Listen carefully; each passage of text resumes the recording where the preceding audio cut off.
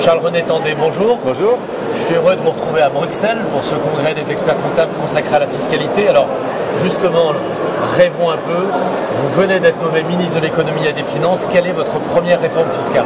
Alors, réforme fiscale, je dirais peut-être et sociale. Parce qu'à mon avis, le social prime d'ailleurs aujourd'hui, plus que le fiscal, pour relancer la dynamique d'emploi dans notre pays, qui est quand même un sujet majeur.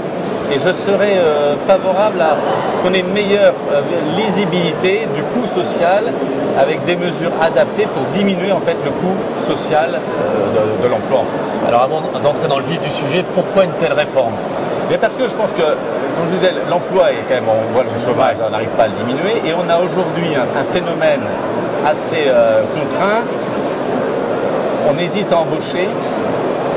Et pourquoi on hésite à embaucher? Parce que, bien évidemment, il y a de nature. Il y a c'est le droit du travail, je ne vais pas y venir, mais c'est également le coût. Et donc, il faut qu'on diminue vraiment ce coût global.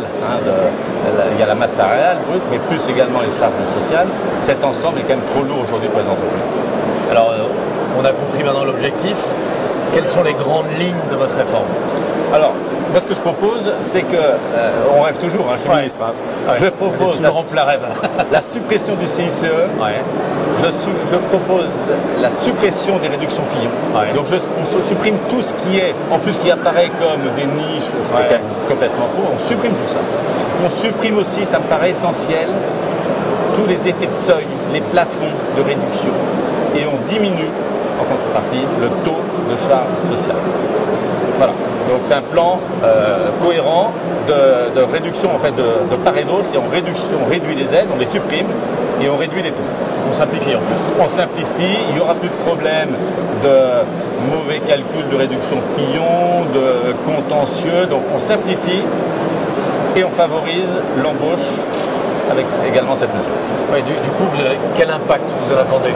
Alors il y a un deuxième impact derrière. Il y a l'impact de l'embauche, le coût pour l'entreprise, simplification, mais également, il faut quand même voir qu'aujourd'hui, avec ces systèmes de plafonnement, on bloque les salaires pour profiter toujours de réductions, ce qui fait que les classes moyennes ont des revenus, des pouvoirs d'achat limités à cause de ce genre de mesures. Donc derrière, augmentation des salaires, parce qu'on pourra augmenter les salaires, on redonne du pouvoir d'achat et c'est un élément de croissance bien évidemment. Consommation, croissance, activité des entreprises. Donc on reprend un cercle vertueux de croissance au lieu d'un cercle vicieux que nous connaissons, de contraintes et finalement d'appauvrissement général en France.